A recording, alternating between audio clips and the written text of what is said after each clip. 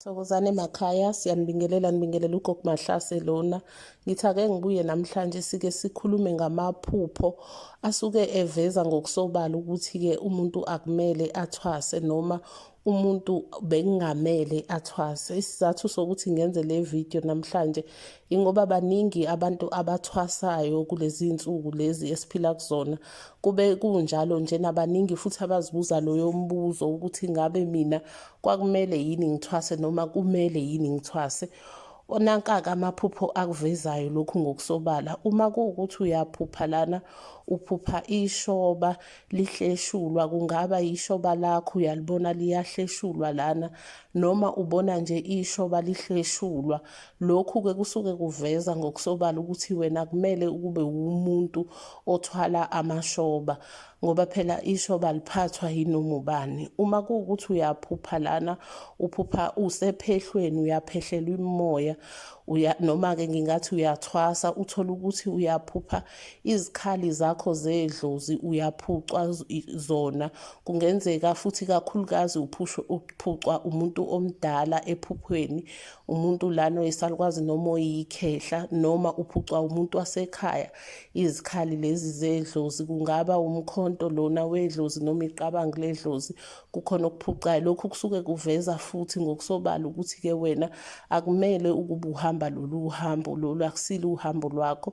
Uma kuwukuthi uyaphupha futhi uphupha ubuhlalo bakho, kuwukuthi buyahlephuka noma uthi uyabufaka buyampintsha noma uthi uyabufaka abuneli. Lokhu kusuke futhi kuveza ngokusobala ukuthi lolu hambo lolu akusilona olwakho, alukufanele.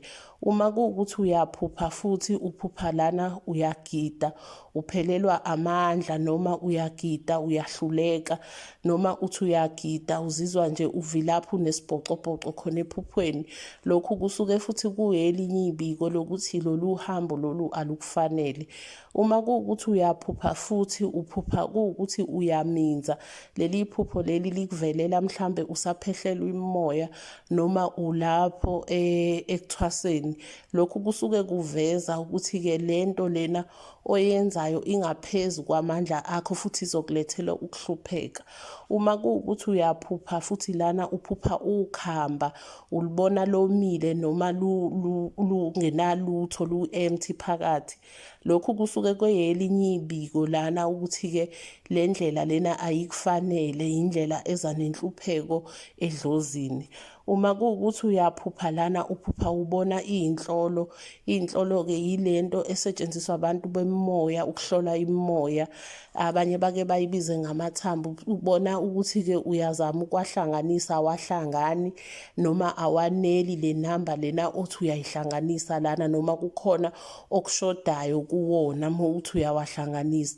Lokhu futhi kuveza ngokusobala ukuthi-ke wena akusiyona indlela yakho lena. Siyathokoza kakhulu emakhosini, siyathemba ukuthi kukhona lapho esicacisa khona, njengoba njalo sihlale sisho sithi-ke update ubumnyama kuvela ukukhanya. Emakhosini amakhulu, siyakhuleka.